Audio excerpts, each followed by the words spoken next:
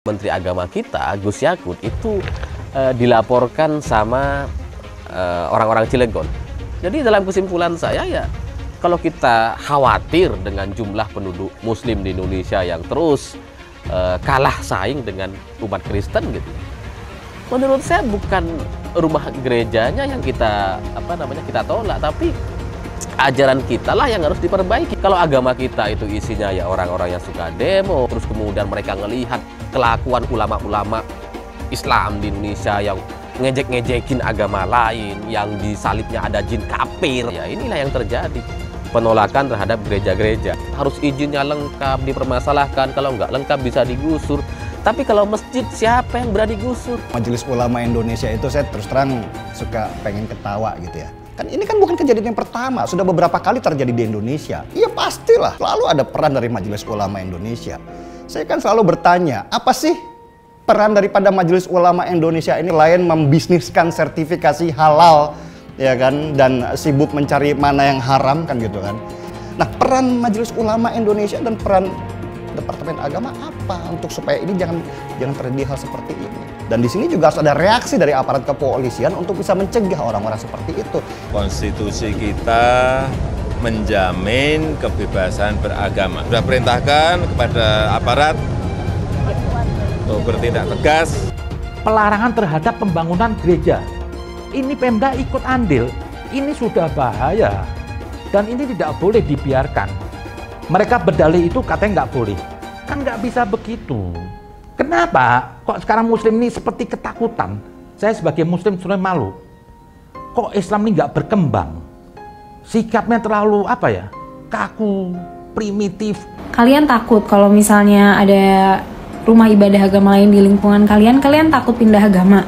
Berarti kalian nggak yakin dong sama agama kalian. Kalau misalnya ada orang-orang yang nggak suka hidup berdampingan dengan umat agama lain, saya bingung nabinya siapa? Nabinya siapa? Coba jelasin ke saya. Tidak boleh membangun gereja di dalam Islam. Hadis ini yang sering dikutip. Kalau ada orang bikin gereja dihancurin. Kalau ada orang bikin gereja dilarang. Karena pakai hadis itu. Mengapa tidak mendapatkan izin? Karena masih ada paham, Bu, bahwasanya nggak boleh ada rumah ibadah orang agama lain di dekat di lingkungan orang Islam. Mau bikin masjid kita dihancurkan orang. Enak nggak, Bu? Nggak enak kan? Kalau saya terus terang saja, Bu, saya nggak takut di samping rumah saya ada gereja. Kan orang yang datang ke gereja kan orang ibadah, betul nggak kira-kira? Yang saya takut itu, Bu, kalau samping rumah saya diskotik. Nanti saya khilaf, Bu, langsung salin saya. Sarung lepas, koko lepas, peci lepas. Yang marak sekarang ini bukan Islamofobia, tapi justru Kristenfobia. Khususnya gerejafobia. Bahwa umat Islam yang mayoritas gitu ya, rumah ibadahnya di mana-mana, kok takut dengan adanya pembangunan gereja. Kenapa ini terjadi ya? Ini menurut saya karena jangan-jangan karena ada semacam perasaan minder ya. Udahlah, berhentilah gerejafobia. Majelis Ulama Indonesia melarang umat Kristiani untuk membangun gereja. Bagaimana gereja-gereja saat ini banyak dihambat, bahkan ada yang dibakar. Semakin mereka menghalang-halangi, maka akan semakin kelihatan bagaimana ajaran mereka yang katanya rahmatan lil alamin. Emang ada salah apa kalau di sana dibangun gereja? Emang ada dampak buruk apa kalau di sana dibangun gereja? Orang Kristen itu sembahyang itu tidak berisik. Tapi kalau Islam ya berisik. Maaf nih, saya juga Islam, maaf. Kita omong kasarnya aja ya. Kita orang Islam pakai toa, ya, kedengaran kemana-mana. Orang Kristen biasa aja mendengarnya. Keadilan bagi seluruh rakyat Indonesia, ya. Bukan keadilan seluruh bangsa Islam, bukan, ya. Jadi kalian tanam tuh betul-betul para ulama-ulama jahanam tuh. Sumbernya atau dalang dibalik pelarangan pendirian rumah ibadah yang ada di Cilegon adalah MUI. MUI membuat surat yang mana melarang sebenarnya pendirian ibadah ini. Pertanyaan saya, kenapa tempat wisata yang mana ada orang luar negeri datang untuk kawin di situ, nikah siri itu nggak ditandatangani petisi untuk dilarang. Kenapa tempat ibadah, tempat dimana mencari Tuhan justru dilarang, ya kan? Ya tapi ya nggak ngerti lah cara berpikirnya orang-orang ini gimana. Kenapa yang diatur cuman agama non-muslim? Kenapa yang Islam nggak diatur? Kenapa kalau masjid nggak diatur? Tetapi kenapa kalau gereja dan lain-lain diatur? Tapi sekali lagi kasus semacam ini sangat-sangat banyak. Berhenti untuk menolak pendirian gereja. Saya selalu heran kalau ada kelompok yang menolak berdirinya rumah ibadah. Mereka ini ketakutan imannya goyah. Wali kota dari Partai Berkarya dan wakilnya dari PKS itu menolak memberi izin pembangunan gereja. Bareng-bareng dengan ormas intoleran. Ternyata mereka itu takut banget sama salib yang di gereja itu. Apa di kota Cilegon ini banyak makhluk berjenis vampir dan juga Dracula? Kok takut banget kalau ada gereja? Tak intoleran rumah ibadah tapi sangat toleran dengan rumah pijat plus. Lokasi pangkalan para PSK di kota Cilegon itu cukup banyak dan meluas. Ada berita yang menyebut di kota Cilegon dalam satu RT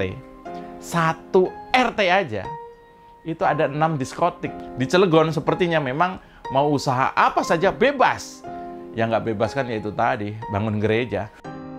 Penolakan pembangunan gereja memang bukan berita baru di Cilegon. Masyarakat Cilegon, Banten harus malu. Wali kota Cilegon harus malu. Ustadz, Kiai, ulama Cilegon harus malu. Mereka harus malu karena menolak pembangunan gereja di kota itu. Sampai saat ini pun upaya Menteri Agama pun tak banyak membawa hasil. Nah, seperti di Cilegon ini lucu. Dia bilang katanya ini adalah kota ulama. Prut! Kenapa kok alergi, gatal, kemeriang melihat adanya gereja? Lucu saya. Kalau orang lihat salib lalu gemetar, memang kita setan apa? Pernah nggak kita bangun masjid, kemudian kita minta izin ke lingkungan sekitar kita? Nih, saya bisa yakinkan. Kenapa? Arogansi kita. Karena mentang-mentang mayoritas seenak udele. Di Bali saja gereja boleh kok. Bali itu mayoritasnya Hindu di sana. Gereja ada, masjid ada. Jujur saya muak. Intoleransi mulai berkembang, masyarakat sudah mulai terpapar, pemerintah daerah diam saja, aparat keamanan juga sama saja. Tidak ada lagi penolakan pendirian rumah ibadah sebagaimana gereja HKBP di Cilegon. Saya laporan nih Pak Evorus dan Pak Sekjen dan seluruh jajaran. Di Cilegon, kota Cilegon itu masih ada gereja HKBP yang ditolak pendiriannya oleh wali kota. Kami di Kementerian Agama sudah berkali-kali menyampaikan dan mendatangi Pak Wali Kota supaya izin ini dikeluarkan. Staf kami Pak sudah 2 kali ketemu dengan Pak Wali Kota dan rencananya minggu depan saya akan datang sendiri kalau belum beres soal izin pendirian ini. Karena di bawah sudah beres semua, izin dari masyarakat, dari kepala desa sudah beres, suruh tertahan di atas. Ini tentu bukan hal yang baik, bukan hal yang sehat. Tadi saya sampaikan itu. Ini sepertinya orang sudah mulai tidak dekat dengan Tuhan. Cilegon adalah salah satu wajah paling kelam mengenai toleransi beragama. Di Cilegon mungkin membangun tempat karaoke lebih mudah ketimbang membangun gereja. Menjalankan tempat maksiat barangkali lebih mudah. Kenapa? Karena di Cilegon memang tidak ada satu gereja pun yang diizinkan berdiri. Kenapa wali kota Cilegon malah kok jadi pengecut kayak gitu? Menandatangani petisi untuk menolak pembangunan gereja. Bukan cuma wali kota, wakil wali kotanya juga ikut-ikutan. Majelis Ulama Indonesia aktif menolak pendirian gereja di Cilegon. Tidak ada alasan untuk mendengarkan teriakan gerombolan-gerombolan yang seperti Dracula takut sama salib. Lagi viral gereja ditolak ormas ala-ala gurun di kota Cilegon. Menolak dan melarang pembangunan gereja. Gereja ditolak, ibadah Kristen ditolak. Anehnya gimana? Sudah biasa, sudah jadi jadwal rutin tiap tahun di negeri ini. Ini Maret 2022 kebaktian dilarang di kota Bandung. Ini Desember 2021 ibadah Natal di Gubarim di Lampung. Matiin dulu. Ini September 2020 umat Kristen ibadah dipasangin lagu keras-keras sama warga. Nih, speaker nih. Saya bisa tunjukin jejak digital umat minoritas dilarang ibadah itu sudah tradisi setiap tahun. Bukan masalah ibadah itu kagak boleh. Jadi yang bilang tidak ada masalah dengan toleransi di negeri ini, itu pasti otaknya yang bermasalah. Gilanya lagi, masih ada yang kampanye melawan Islamofobia dan percaya di Indonesia ada Islamofobia. Biadab sekali mereka memutarbalikan fakta, padahal yang jelas-jelas ada di Indonesia itu Kristenofobia. Fakta. Orang bilang tuh di Indonesia ada Islamofobia, nggak ada. Kalau negara nggak ada. Minta jadi menteri kasih. Di mana fobinya? Bahwa ada yang ditangkap. Ya memang begitu kelakuannya. Wah itu ada ustadz dikriminalisasi. Kamu nggak tahu ya, saya bilang. Ustadznya berapa? Disebut 1, 2, 3. Ada lagi? Nah, kamu tahu enggak? Jumlah ustadz dan ulama di Indonesia ratusan ribu, hanya 2-3 kiai kamu ribut. Padahal dia terbukti melakukan kriminal. Nggak usah pakai dalil-dalil, kalau nggak hafal malah salah. Itu kan banyak tuh di TV itu, dalil-dalil salah. Akhirnya orang yang semula percaya jadi nggak percaya, orangnya nggak ngerti pada apa yang dibaca. Wah ini berdebat harus khalifah dan nggak ngerti artinya khalifah, nggak ngerti artinya khilafah. Mau berdebat. Wah pedang dari Allahu Akbar, orang dikejar sampai ketakutan. Orang dihajar, dipeloroti celananya sampai nangis, sampai pingsan, sambil teriak Allahu Akbar. Aneh mau laporkan Nandar Yonatan. Pernah tahu nama itu? Cari tahu di YouTube. Itu tukang provokasi agama itu. Nandar Yonatan. Ya kan? Provokator agama tuh, penista agama tuh sesungguhnya. Juga ngajak-ngajak orang diskusi agama, berdebat, terus saling menghina, saling merusak satu agama, dihina, agamanya dihina gitu. Semua siapapun juga yang menghina agama, saya laporkan polisi, ya kan? Jadi kalau ada orang agamanya Kristen menghina agama Islam, saya laporkan polisi. Kemudian kalau ada agamanya Islam menghina agamanya Kristen di YouTube, saya laporkan polisi. Jadi nggak ada lagi perdebatan agama tentang agama di YouTube yang sifatnya saling menjatuhkan. Oke? Nandar Yonatan, ya kan?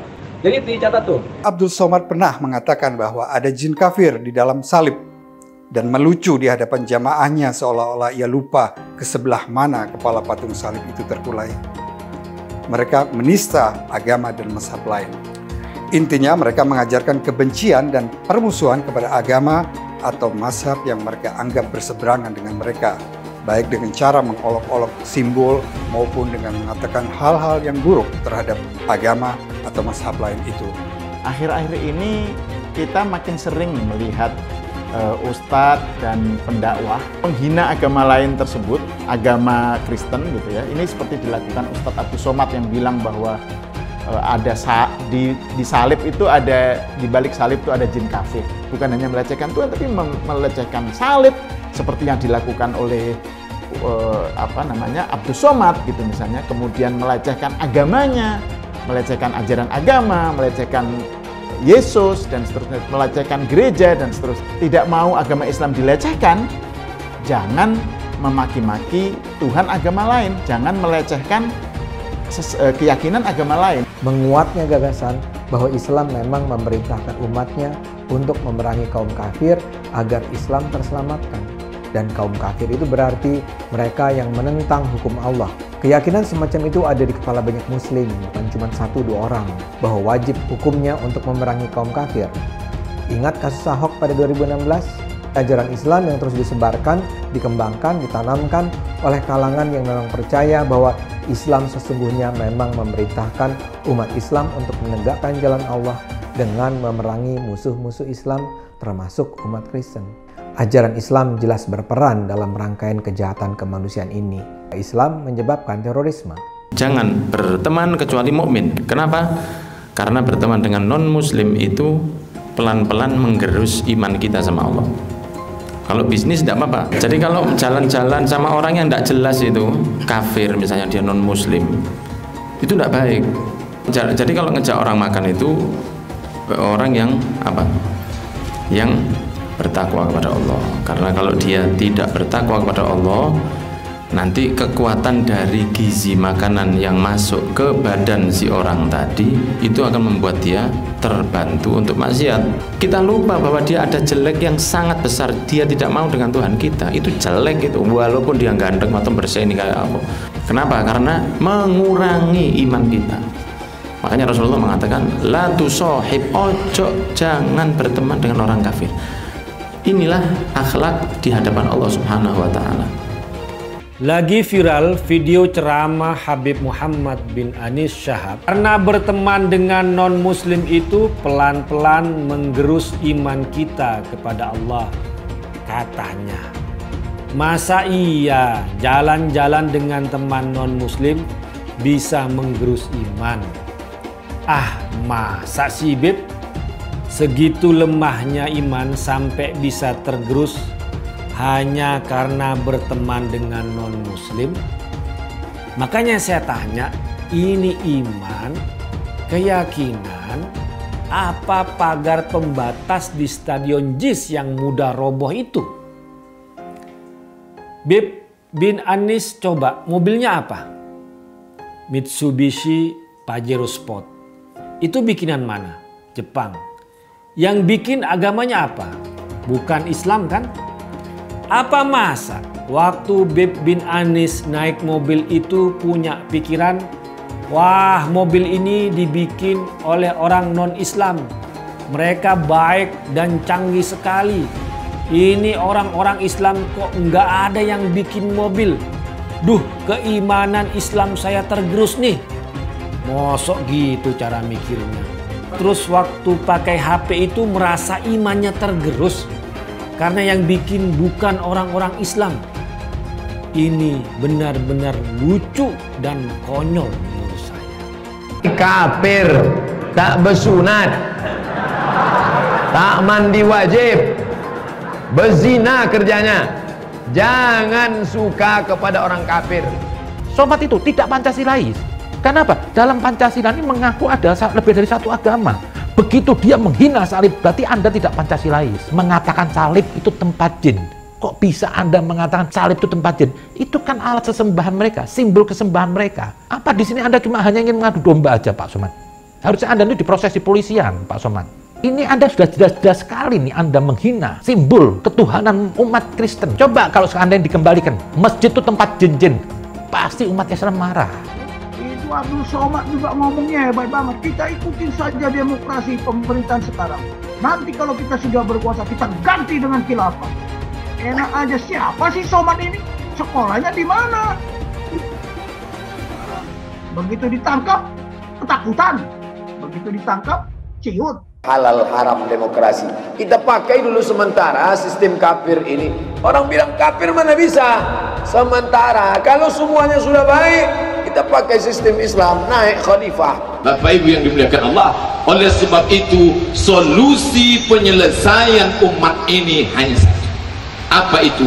Khilafah. Mencuri listrik. Ini dalil yang mengatakan boleh. Ingat baik-baik, kalau mau mencuri, pegang dalil. Negara yang tidak adil, kalau begitu boleh dicuri. Karena listrik ini diambil dari alam, maka itu milik Allah Subhanahu wa taala. Punya Allah, berarti milik bersama. Kita curi aja. Apa hukumnya berwisata ke tempat ibadah orang kafir? Contohnya Candi Borobudur. Hukumnya haram, karena itu termasuk persetujuan kepada peribadahan mereka. Kita nggak boleh datang ke situ kecuali untuk satu tujuan. Mau membubarkan orang yang lagi beribadah kepada selain Allah. Haram hukumnya masuk ke rumah ibadah orang lain. Haram. Hidup ini mesti kita jangan balik lagi ke zamannya abad ke-6 ke-7 gitu loh. Itu atau goblok atau sinting gitu, saya juga nggak tahu. TV itu dikatakan para ulama haram. Maka usulan anak kepada antum-antum yang punya TV, buang tuh TV. Bahaya. Bagaimana hukumnya musik dulu kan? Saya katakan haram. Surah 26 ayat 31 ayat 6 dulu kan udah dibacakan. Dari mana musik itu? Dari gereja. Musik bagian ibadah Kristen. Makanya sekarang mereka nyanyi, Pak. Haleluya, puji Tuhan. Sorga. Kapan musik masuk Islam? Pernah nggak musik mualaf? Itu permainan syaitan. Jual beli musik haram, duitnya haram. Jual beli alat musik, gitar, piano haram, duitnya haram. Penyanyi dapat duit dari nyanyian haram karena Allah mengharamkan nyanyian musik. Itulah yang ditempelkan salib di belakang ambulan. Kalau masjid kita punya ambulan, balik dari sini ambil pilok. Pilok itu lambang yang ada di ambulan, ganti dengan bulan sabit. Orang kafir itu di neraka. Yang dimaksud patung Yesus Kristus, patung Brahma bin Hindu Siwa, patung semua patung itu jadi bahan bakar api neraka. Nanti membakar orang yang menggambarnya. Apakah ini adalah Tuhan, Bapak sekalian? Tidak, ini bukan Tuhan. Kalau dia punya tangan kayak manusia, tangannya 4. Kalau gitu kalau ada barangnya 8 gimana? Tambah lagi tangannya. Apakah ini adalah Tuhan, Bapak sekalian? Kalau ada yang bilang ini adalah Tuhan, tanya Tuhannya yang mana? Yang kiri atau yang kanan? Dia ketawa terus dan dia sejahtera karena itu dia makan terus seluruhnya. Agama Kristen Tuhannya sudah mati di kayu salib. Ka'bah itu apa? Ka'bah patung, tembok. Muslim ini ampun-ampunan alasan. Coba ditantang dia. Si Somad itu. Kenapa nggak dia yang jihad? Si Habib Rizik, kenapa dia yang nggak jihad? Ya yang walau di jihad lah dia. Mau dia jihad. Mau ditangkap aja udah nangis-nangis. Jangan katakan bom bunuh diri. Ini banyak wartawan-wartawan yang tidak islami memakai istilah-istilah kafir tanpa dia sadari. Gerakan bunuh diri, padahal gerakan mati syahid. Zaman sahabat Nabi pakai pedang, zaman sekarang tak pakai pedang. Letupkan, ledakkan, mati syahid. Ada pun orang yang mengejek ini mati konyol. Orang mati syahid dia katakan mati konyol. Saya pernah ditanya, apa pendapat Pak Ustadz tentang ISIS? Bagus, saya bilang. Siapa yang tidak ikut kepada ISIS, kafir, halal darahnya. Ceramahnya Ustadz Abdul Somad. Ya, ceramah yang membenarkan bom bunuh diri. Bom bunuh diri itu memang benar dalam Islam dan ini mengamalkan surat Al-Anfal ayat yang ke-60. Orang Islam yang baik itu yang menjadi teroris. Buka Al-Anfal ayat 60. Kesibukan para lelaki yang masuk surga di surga adalah memecah perawan istri-istrinya. Perawan terus. Mereka menyatakan bahwasanya kesibukan penduduk surga itu memecahkan keperawanan para bidadari. Ternyata ini kesibukan mereka. Bagaimana mereka tidak sibuk? Sementara bidadari yang Allah siapkan bagi mereka sangat luar biasa, indah, cantik dan moleknya. Salah satu nikmat yang ada dalam surga adalah pesta seks. Minta maaf, karena inilah yang kita tahan-tahan di dunia. Saya bukan mengatakan Bible Kristen fiksi. Bible Kristen itu palsu. Dari Jenderal 100 bintang, kalau kafir kau ke neraka, tidak ada urusan. Pancasila Soekarno, ketuhanan ada di pantat. Anak Tuhan dari mana? Kalau Yesus anak Tuhan, bidangnya siapa? Besok di seluruh wilayah Indonesia kami katakan bahwa Karena di salib itu ada jin kafir. Karena di salib itu ada jin kafir. Karena di salib itu ada jin kafir. Haleluya. Kepalanya ke kiri apa ke kanan? Kepalanya ke kiri apa ke kanan? Tetap percaya salib itu lambang mulia, bukan jin. Kok ketawa? Aku nggak nyindir siapa-siapa loh. Jarang, saya belum pernah nengok Cina kerasukan setan. Pernah tak Ahok itu kerasukan setan? Enggak, setannya enggak pernah. Karena sesama setan jarang saling menggoda. Saya nggak pernah mundur untuk kebenaran, keadilan, kejujuran, dan peri kemanusiaan. Gue nggak pernah mundur. Dan gue gak pernah takut juga sama lu. Siapapun yang rasis, gue akan hadapin. Karena rasis itu tidak berperi kemanusiaan. Sama saya ditanya dulu kan, kamu nyesel gak statement kamu di Pulau Seribu sehingga masih masuk penjara? Tidak pernah nyesel. Karena saya mengatakan kebenaran. Hai semua, dengan saya Jonas Leong. Terima kasih banyak buat kalian, penonton setia yang selalu menonton di channel ini. Saya secara personal sangat menghargai waktu kalian. Dan saya sudah menganggap kalian sebagai family karena kalian selalu support di channel ini. Bagi kalian yang selalu menuliskan opini kalian di kolom komen, saya baca komen kalian satu persatu. Saya baca komen kalian untuk mengetahui opini kalian, tanggapan kalian, dan masukan kalian sangat berguna untuk video selanjutnya. Terima kasih banyak buat kalian yang selalu menekan tombol like di awal video. Video seperti ini membutuhkan waktu dan juga research. Dan ini semua gratis untuk kalian. Jadi pastikan kalian menekan tombol like-nya, supaya saya mengetahui kalian menyukai konten yang saya bagikan. Menteri Agama kita, Gus Yakut, itu dilaporkan sama orang-orang Cilegon, sama organisasi Ormas di Cilegon. Nah, ketika saya baca berita itu gitu ya, meskipun sekilas. Nah, kalau kita sudah yakin dengan satu ajaran agama ini gitu ya, kita nggak peduli sama rumah-rumah ibadahnya, karena penyebaran kontennya, penyebaran ideologi dan penyebaran ajarannya itu lewat sosial media ternyata. Kayaknya ini gara-gara si penyebaran agama lewat sosial media itu atau lewat media mainstream itu jadi lebih efektif dibandingkan rumah-rumah ibadahnya, karena rumah ibadah itu kan kayak gereja itu kan ditolak di mana-mana gitu kan, pembangunannya dipersulit, bertahun-tahun nggak keluar izinnya. Sementara masjid, wah, kita masjid di Indonesia ini ya, kita kalau kalian punya tanah terus kemudian punya uang, bangun masjid bisa itu. Nggak perlu izin sama yang lain-lain gitu, beda sama gereja gitu, harus izinnya lengkap, dipermasalahkan, kalau nggak lengkap bisa digusur. Tapi kalau masjid, siapa yang berani gusur? Di desa saya tuh banyak tuh masjid-masjid yang dijadikan agunan ke bank. Jadi wah, ada tuh lah cerita-cerita pengusaha nakal di Madura gitu ya.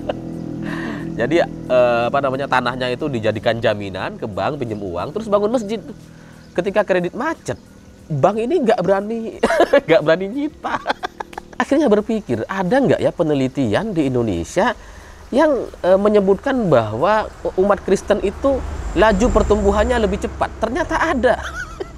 Perkembangan umat Kristen di Indonesia itu ternyata lebih cepat daripada umat Muslim, dan bahkan menurut survei tahun 2050 kita tidak lagi menjadi negara dengan populasi umat Islam terbesar di dunia. Bayangkan, sekarang kita kan terbesar, nomor 1 di dunia gitu ya. Tahun 2050 ternyata udah nggak lagi. Ini kan menarik gitu. Ini gara-gara apa kira-kira? Kalau gara-gara jumlah anak bagi umat Kristen dan umat Islam, saya pikir kayaknya umat Islam itu lebih banyak anak-anaknya gitu. Kalau kita lihat gitu ya, secara akumulasi dan total gitu, kayaknya kita lebih banyak tuh jumlah produksi anaknya. Tapi kenapa secara jumlah pertumbuhan agama ternyata umat Kristen yang lebih banyak? Penyebaran agama yang paling efektif dan efisien itu kayaknya di sosial media gitu. Karena kalau kita sudah nonton di YouTube, di banyak sosial media, konten-konten terkait agama dengan plus minusnya gitu ya, kan ada juga orang-orang yang mengatasnamakan agama gitu kan. Padahal ya apa yang dia lakukan berseberangan dengan agama tersebut, misalkan itu kan banyak, seperti kelompok 212 misalkan gitu ya.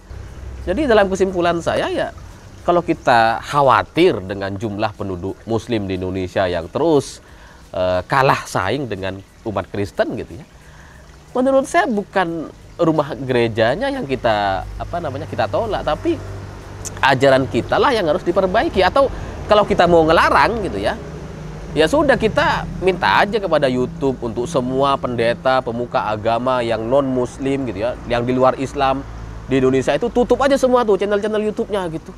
Ada tuh teman-teman saya yang pendeta tuh nanti protes, enggak, ini cuma kalau gitu ya. Kira-kira bisa nggak itu dilakukan gitu? Karena ternyata sosial media itu jauh-jauh lebih berbahaya, lebih cepat penyebarannya dibandingkan rumah-rumah ibadah ini gitu. Kalau agama kita itu isinya ya orang-orang yang suka demo, dikit-dikit teriak, itulah bunuh dan sebagainya gitu ya. Ya orang mau masuk aja takut gitu. ya jadi menurut saya gara-gara itu gitu, gara-gara terlalu banyak berita atau informasi terkait agama Islam di Indonesia yang diperburuk sama ustadz, pemuka-pemuka agama yang katanya ulama dan sebagainya. Padahal itu nggak mumpuni secara ajarannya gitu. Mereka nggak pernah belajar, nggak pernah nyantri, tiba-tiba jadi ustadz. Banyak yang nggak gitu kan. Ada yang mu'alaf, baru belajar, langsung jadi ustadz. Orang-orang Islam ketika melihat konten-konten yang kayak gitu, melihat banyak orang yang membela teroris yang mati, yang kemudian dianggap syahid, mukanya tersenyum dan sebagainya, bisa masuk surga dan sebagainya, itu kan nggak sesuai sama banyak orang. Saya aja terus terang gitu ya, saya terus terang kayak malu kadang-kadang dengan mereka ini gitu. Bahkan saya kadang, kok gini ya umat Islam di Indonesia gitu ya gitu. Makanya kemudian kayaknya gara-gara ini, gara-gara teroris, ulama-ulama oknum itu, ustadz-ustadz yang ceramahnya radikal itu, Jadi banyak orang pindah ke Kristen gitu, karena di Kristen jauh lebih kondusif gitu. Terus kemudian rata-rata, ya setidaknya yang saya tahu gitu ya, umat Kristen itu nggak pernah lah demo-demo, terus kemudian teriak bunuh-bunuh agama lain, nggak ada gitu. Nggak pernah kemudian mereka pendetanya itu jelek-jelekin agama lain. Terus kemudian mereka ngelihat kelakuan ulama-ulama Islam di Indonesia yang ngejek-ngejekin agama lain, yang di salibnya ada jin kafir katanya. Itu saya pikir kalian juga akan jengah dan saya nggak sesuai dengan agama ini. Pasti itu. Ya karena ya siapa sih yang mau keburukan di dunia ini, kan nggak ada yang mau gitu ya. Sementara ustadz-ustadz kita ada banyak gitu, ulama-ulama Islam di Indonesia gitu ya, yang dikatakan ulama itu cenderung memprovokasi, jelek-jelekin agama lain, dan itu nggak sesuai dengan nilai-nilai kebaikan kita sebagai manusia. Mungkin orang-orang jadi lebih tertarik sama agama Kristen, jadinya itu kayak murtad online.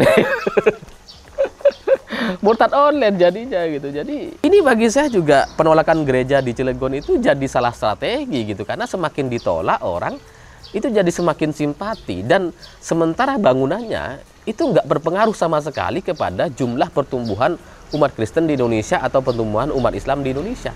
Nggak pengaruh. Mau banyak gereja kayak di Indonesia, kalau kita sudah yakin, sudah bagus gitu, kita nggak akan ke gereja. Iya loh.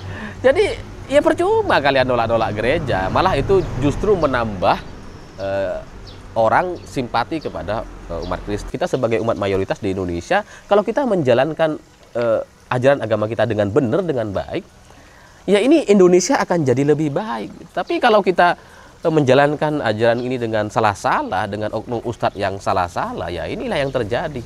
Penolakan terhadap gereja-gereja. Hai teman-teman, kalian tahu tidak? Saat ini kita dengan gampangnya bisa memiliki saham global seperti perusahaan Google, Apple, Facebook, dan lainnya. Kalian tinggal klik link di kolom deskripsi, lalu lakukan registrasi. Dan Anda semua berkesempatan untuk langsung mendapatkan welcome bonus. Kalian akan diberikan satu saham gratis secara acak sebagai welcome bonus. Seperti saham Tesla, Apple, Facebook, atau saham dunia lainnya. Menarik bukan? Cukup satu klik, kamu bisa investasi dengan mudah tanpa ribet. Tanpa dikenakan fee atau komisi. Cocok untuk investor pemula. Canggih dan gampang kan? Yuk daftar hari ini sebelum promo welcome bonus ditutup. Kenapa investasi di saham global? Karena jika kita lihat kenaikan saham global di tahun belakangan sangatlah fantastis dan mempunyai peluang yang sangat bagus ke depannya. Kalian juga berkesempatan untuk mendapatkan saham yang nilainya hingga $1.000 atau 15 juta rupiah. Registrasi dengan menekan link di kolom deskripsi untuk mendapatkan welcome bonus dan saham gratismu. Sebelum saya tutup, jangan lupa like video ini. Cuma deposit, kalian sudah bisa langsung mendapatkan cuan. Ajak teman-temanmu untuk berinvestasi di saham Amerika karena peluang dan potensi yang sangat bagus berinvestasi di saham yang berskala global. Makasih banyak buat kalian yang nggak skip dan nonton video ini sampai habis. Saya secara personal sangat menghargai waktu kalian. Makasih banyak buat kalian yang sudah tekan tombol subscribe, dan makasih banyak buat kalian yang sudah tekan tombol loncengnya. Jangan lupa bagikan informasi ini ke teman atau family Anda. Mungkin teman atau family Anda membutuhkan investasi ini. Oke guys, sekian dulu dari saya. Jangan lupa follow Instagram saya di @johannesleongofficial untuk kata-kata motivasi setiap harinya. Bagi kalian yang termotivasi nonton video ini, ayo like video ini dan subscribe di channel ini. Dan buat kalian yang sudah subscribe di channel ini, jangan lupa tekan tombol loncengnya supaya kalian mendapatkan notifikasi setiap kali saya upload video.